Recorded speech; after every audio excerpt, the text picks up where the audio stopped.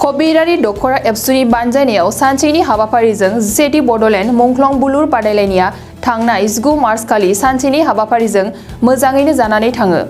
बे बादायलायनायखौ बेखेवनानै होयो उदालगुरि जिल्ला एबसुनि आफादगिरि मुस्रि लहित चन्द्र बर'आ।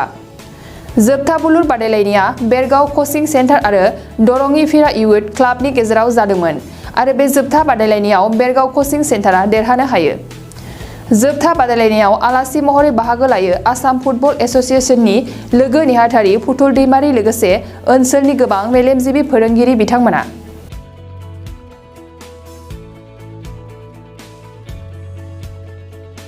कबिरारि दखरा एबसुनि बानजायनायाव सानसेनि हाबाफारिजों जेटी बडलेण्ड मुंख्लं बुलुर बादायलायनाया थांनाय 19 मार्च खालि सानसेनि हाबाफारिजों मोजाङैनो जानानै थाङो। बे बादायलायनायखौ बेखेवनानै होयो उदालगुरि जिल्ला एबसुनि आफादगिरि मुस्रि लहित चन्द्र बर'आ। जोबथा बुलुर बादायलायनाया बेरगाव कचिं सेन्टार आरो दरंगिफिरा इयुथ क्लाबनि गेजेराव जादोंमोन आरो बे जोबथा बादायलायनायाव बेरगाव कचिं सेन्टारा देरहानो हायो।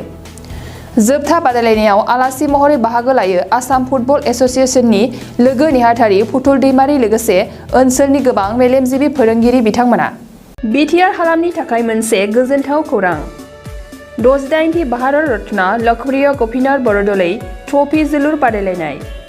बे बादायलायनायखौ गिबि खेबनि थाखाय बिटिआरनि सिङाव थानाय चिरां जिल्लायाव सोलिफुबाय थानाय मार्च दाननि गेजेराव खुंफुंनाय जागोन। Guwahati sports association in association with Subunthi फाउन्डेशननि बानजायनायाव देग्लाय चिरां थाइखाजरानि राइन' क्लाब गेलेग्रा फोथाराव 2022 इं 25 मार्चनिफ्राय जागायनानै 30 मार्चसिम जोबथा बादायलायनाय जागोन।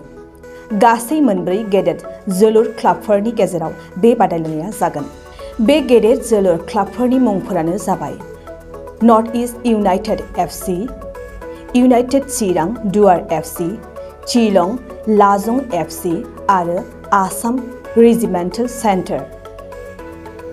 बादायलायनायनि सम खाना होखानाय बादियै 25 मार्च खालि नर्थ इस्ट इउनाइटेड एफसि आरो United Chirang Duar FC, 26 March खालि शिलं लाजं एफसि आरो आसाम रेजिमेन्टेल सेन्टार, 27 मार्च खालि नर्थ इस्ट इउनाइटेड एफसि आरो आसाम रेजिमेन्टेल सेन्टार, 28 मार्च खालि इउनाइटेड चिरां दुवार एफसि आरो शिलं लाजं एफसि, 29 मार्च खालि आसाम रेजिमेन्टेल सेन्टार आरो United Chirang Duar FC, 30 March खालि नर्थ इस्ट इउनाइटेड एफसि आरो शिलं लाजं एफसिनि गेजेराव बे बादायलायनाया जागोन।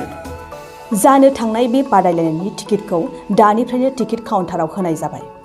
नायनो गोसो गुदुं एबा जोलुर बादायलायनायखौ मोजां मोनग्रा सुबुंफोरा थाबैनो टिकेटनि थाखाय 9547461257 जानबुं नम्बराव जगाजग खालामहरनो हागोन एबा बुकिं खालामहरनो हागोन।